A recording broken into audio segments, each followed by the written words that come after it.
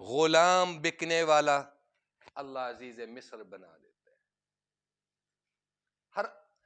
ہر مصیبت پہ اللہ اجر بھی عطا فرماتے ہیں. یہ نہیں ہے کہ اجر نہیں ہے. کچھ اجر اللہ دنیا میں عطا فرما دیتے ہیں, کچھ اجر آخرت میں. شرط کیا ہے؟ اللہ کی رضا میں راضی رہنا, اللہ کی رضا میں راضی رہنا. علی ما اصابهم واصبر علی ما اصابهم والصابرین علی ما اصابهم. صبر مصیبت پر, مصیبت باذن اللہ. آگے کیا کہا؟ والمقیم الصلاۃ, اور نماز قائم کرو. اور نماز قائم کرتے ہیں ہم.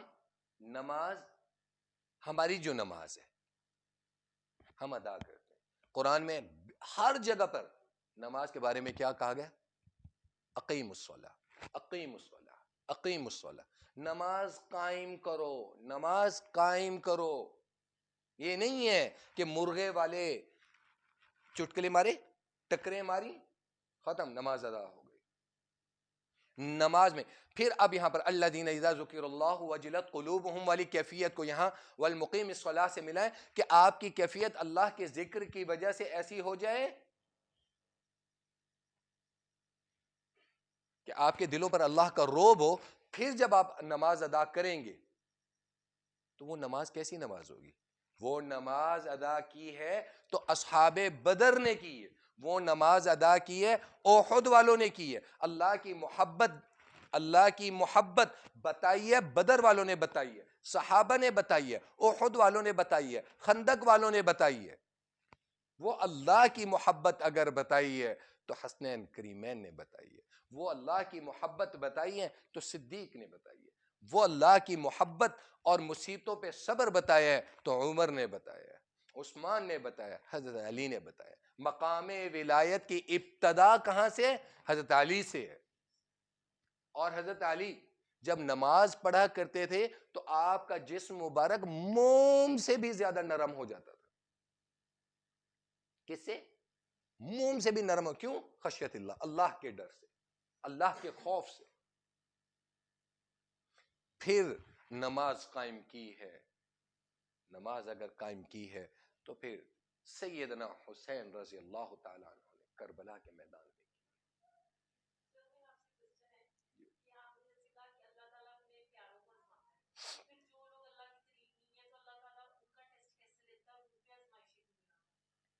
دیکھیں.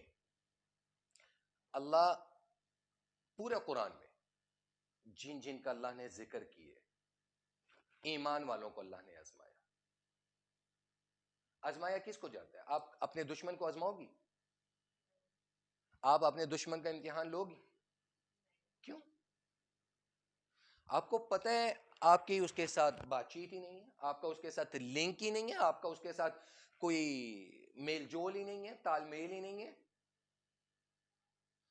جب اللہ دلوں پر مہر لگا دے, وہ آنکھیں رکھنے کے باوجود بھی اندھے ہوں, یعنی ان کے دل ایمان والے نہ ہوں, تو وہ اندھے ہی ہیں نا.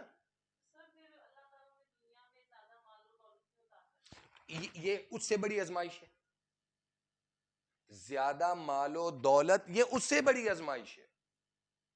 اللہ دو چیزیں ہیں, میں نے اس دن بھی آپ کو بتایا تھا کہ آزمائش آپ کو اگر اللہ کی طرف لے آئے, کوئی تکلیف آپ کو اللہ کی طرف لے آئے, اللہ کی رضا کی طرف لے آئے, اللہ سے دور نہ کرے, آپ کا رجوع اللہ بڑھ جائے, تو وہ مصیبت نہیں ہے.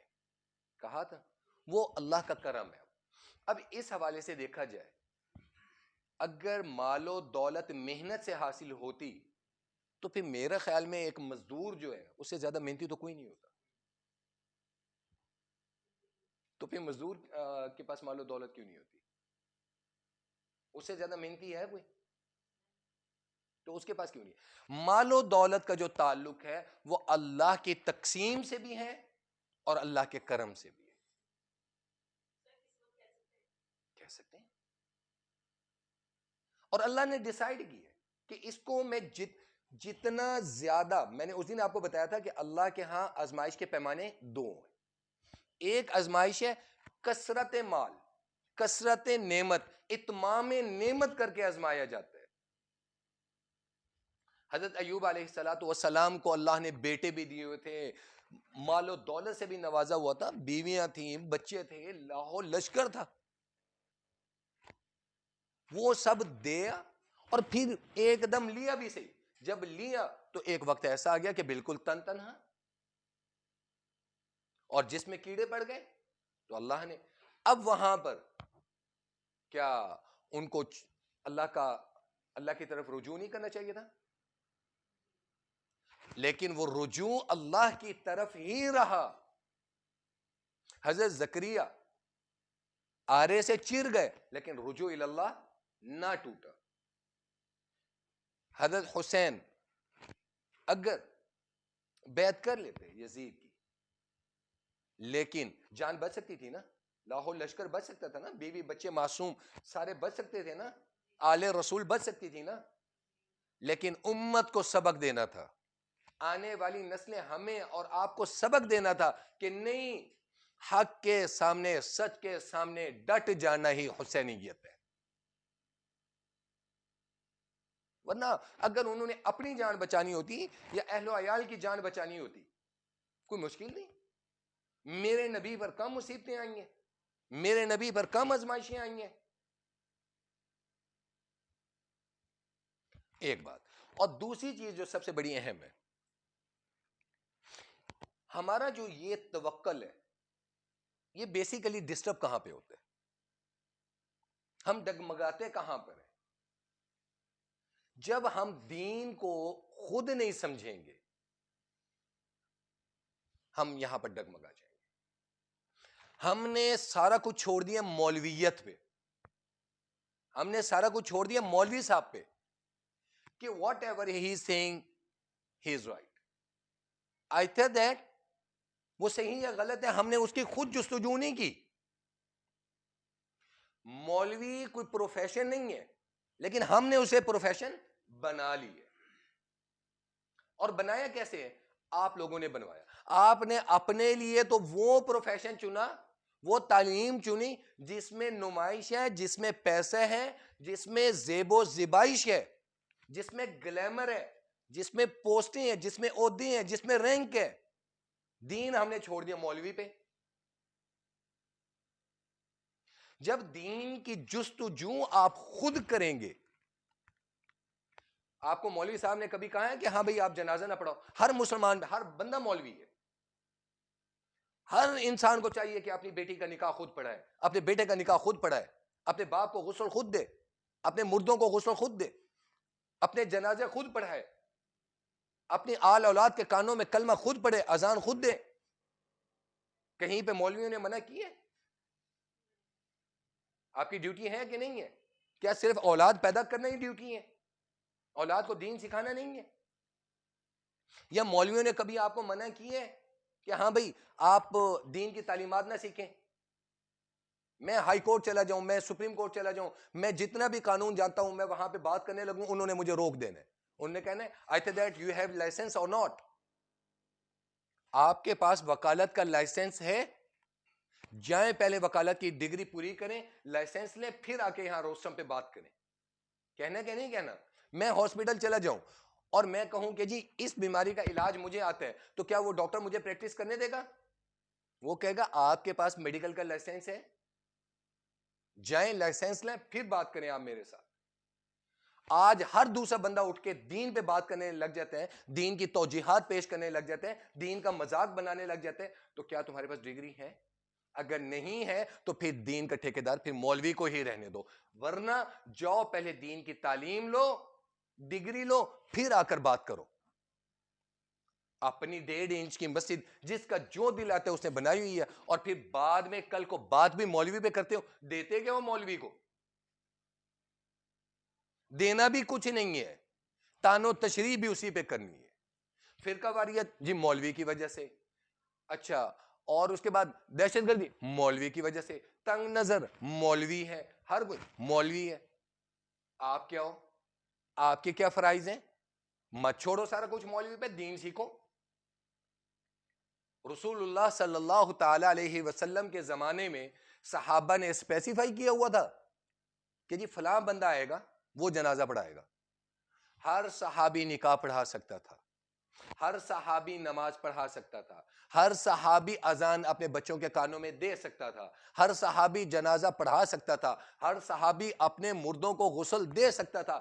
جتنی شدت غم کے ساتھ یا جتنی خلوص محبت کے ساتھ آپ اپنوں کے لیے دعا کرو گے, مولوی صاحب کریں گے؟ پھر ہم تانو تشریح بھی مولوی پہ کریں؟ کیوں کریں گے؟ کون حق دیتے ہیں؟ میں وکالت نہیں جانتا, میں وکیلوں پہ تانو تشریح کروں انہوں نے میرا چھوڑنا ککھ نہیں ہے. میں ڈاکٹروں پہ بات کروں انہوں نے چھوڑنا میرے اوپر کا وہ نہیں ہے. کیا دین اللہ کا کلام اور میرے نبی کی احادیث دونوں وہی ہیں؟ نبی کے الفاظ احادیث وہی ہیں, قرآن وہی ہے. اور جو بندہ اٹھتا ہے بغیر لائسنس کے بغیر تعلیم کے اٹھ کے اپنی کتاب کھولی پڑھا اور دین پہ بات کرنا شروع کر دی اور دین کا ٹھیکیدار بن گیا. جیسے ہر چیز کی ایک لیمیٹیشنز ہے. فوجی افسر بننا ہے اس کی ایک پڑھائی ہے, ایئر فورس کا افسر بننا ہے, پائلٹ بننا ہے, اس کی ایک پڑھائی ہے, نیوی کا افسر بننا ہے, ایک پڑھائی ہے, پولیس افسر بننا ہے, ایک پڑھائی ہے, سول بیوروکریسی میں جانا ہے, ایک پڑھائی ہے, میڈیکل میں جانا ہے, ایک پڑھائی ہے, وکالت میں جانا ہے, ایک پڑھائی ہے. ہر چیز کا ایک کرائٹیریا ہے. اسلام کا بھی ایک کرائٹیریا ہے. دین پڑھنے سے تمہیں کسی نے نہیں منع کیا. آپ یونیورسٹی میں بی ایس کمپیوٹر سائنسز کر رہی ہیں, آپ کو کسی نے منع کیا ہے کہ عالمہ نہ بنو؟ بنو عالمہ, پڑھو. کس نے منع کی ہے؟ پابندی ہے آپ پر یا آپ لوگوں پر کوئی پابندی ہے؟ دین سیکھو. کیوں مولوی کے محتاج رہتے ہو؟ جب دین خود سیکھا ہوگا اس وقت اگر کوئی مولوی صاحب بات کریں گے تو آپ آرگو کر سکتے ہیں کہ نہیں کر سکتے؟ تب آپ کے پاس رائٹ ہے مولوی پہ آرگو کرنے کا بھی رائٹ ہے, بات کرنے کا بھی رائٹ ہے. میں نے اپنا گریبان نہیں دیکھنا کہ میں کتنا گناہگار ہوں. مولوی صاحب ننگے سر پھریں, یار ہے مولوی ہو کہ ننگے سر. اپنے عیب نہیں دیکھنے, اپنے دامن میں نہیں دیکھنا, اپنے گریبان میں نہیں دیکھنا میرے گریبان میں کتنے چھید ہیں, میں اندھی تقلید میں کیسے اندھا ہو کے چل رہا ہوں. میرے لیے یہ تو پھر دو چیزیں ہوگی نا. آپ اپنے لیے ایک اور دین رکھتے ہو, مولویوں کے لیے اور دین رکھتے ہیں. آپ اپنے لیے لائف سٹائل الگ رکھتے ہو, مولویوں کے لیے لائف سٹائل الگ ہے. آپ کے ماں باپ چاہتے ہیں کہ ہماری آل اولادیں اچھی سے اچھی یونیورسٹیوں میں پڑھیں, مولوی کے بچے مولوی ہی بنے, مدارس میں پڑھیں.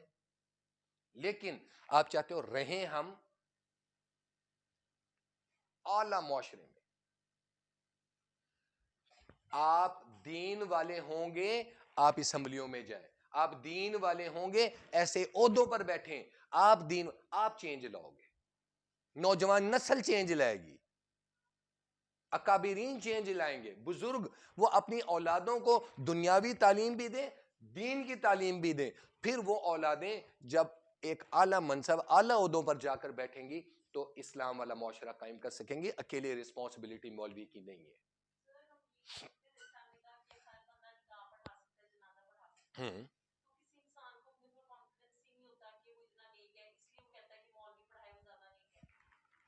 بات سنو, مولوی گناہگار بھی تو ہو سکتے ہیں.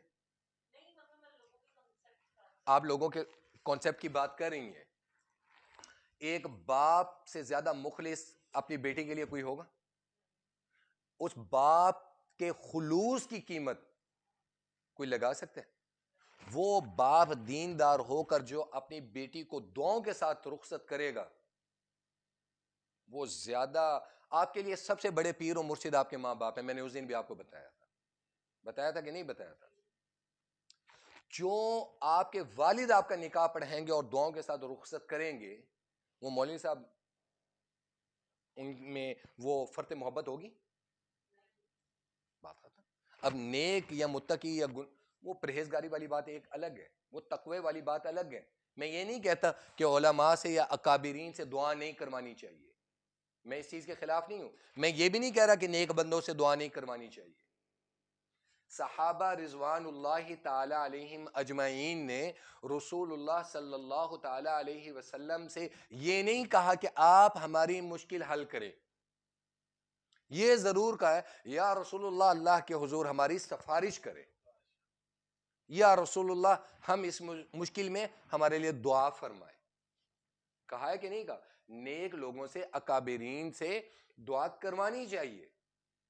میں یہ نہیں کہہ رہا کہ میں ان سے دعاؤں کا منکر نہیں ہوں، نہ میں انکار کر رہا ہوں، لیکن ایک باپ، ایک بیٹا اپنے باپ کے لیے جس تڑپ سے دعا کرے گا وہ مولوی صاحب نہیں کر سکتے. اتنا تو مانتے ہو؟ ایک باپ اپنی بیٹی کے لیے جس محبت سے اللہ کے حضور فریاد کرے گا وہ مولوی صاحب نہیں کر سکتے. تو دین اس وجہ سے میں کہہ رہا ہوں ہر کسی کو سیکھنا چاہیے. مولوی کا ٹھیکہ نہیں ہے کہ مولوی نے غسل دینا ہے، آپ خود دو. دین اور دنیاوی دونوں تعلیمات کو سیکھو. پھر وقتاً فوقتاً اللہ کا ذکر، اللہ کا ذکر، اللہ کا ذکر. لا الہ الا اللہ. آنکھیں بند ہوں، آپ کی لو اللہ کے ساتھ لگی ہو، اور لا الہ الا اللہ، لا الہ الا اللہ. آپ کی آنکھوں کے سامنے آپ کے گناہوں، نادم ہوں، شرمندہ ہوں اللہ کے حضور، اور آنکھیں نم ہو جائیں، آپ کا دل رو پڑے. وجلت قلوبہم. جب آنکھیں نم ہوں گی، دل نرم ہوگا، اللہ کا روب وجلت قلوبہم، ان دلوں میں شامل ہو جاؤ. ذکر. پھر سیلف اسسمنٹ، مراقبہ. آنکھیں بند ہوں، اپنے سارے گناہوں کو یاد کرو، اللہ کے حضور ان پر ندامت ہو، ان گناہوں پہ ملامت ہو، فریاد کریں اللہ سے، دکھڑے سنائیں، شکوے سنائیں. اے اللہ تیری دنیا نے چھوڑ دیا ہمیں، یا اللہ لاوارث ہو گئے ہیں، اللہ تنہا ہو گئے ہیں، اللہ تو تنہا نہ چھوڑ. اللہ تیرے علاوہ کوئی رب نہیں ہے، تجھ جیسا کوئی رب نہیں ہے، تجھ جیسا خالق نہیں ہے، تجھ جیسا مالک نہیں ہے، تجھ جیسا رازق نہیں ہے، اللہ تجھ جیسا دوست نہیں ہے، اللہ تجھ جیسا ساتھی نہیں ہے، تو ستار العیوب ہے، اللہ رحم کر. اللہ تیرے در کے علاوہ کوئی در نہیں ہے، تجھ جیسا کوئی رب نہیں ہے، اللہ تو خالی ہاتھ نہ چھوڑ، تیری شان اور تیری صفات بھی نہیں ہے. جب یہ کیفیات بنے گی تو پھر کیا ہوگا؟ وجلت قلوب. پھر آپ کے دلوں پر اللہ کا رعب طاری ہوگا. ٹھیک ہے؟ Any question? اللہ پاک ہم سب کو عمل کی توفیق نصیب فرمائے. اللہ پاک اپنی اور اپنے حبیب کی محبت نصیب فرمائے. اللہ ہم سب کے دلوں میں جو ہماری جائز مرادیں ہیں اللہ پوری فرمائے. اللہ ایمان والی زندگی نصیب فرمائے. اللہ خاتمہ بالخیر نصیب فرمائے. Thank you very much. وآخر دعوانا ان الحمد للہ رب العالمین.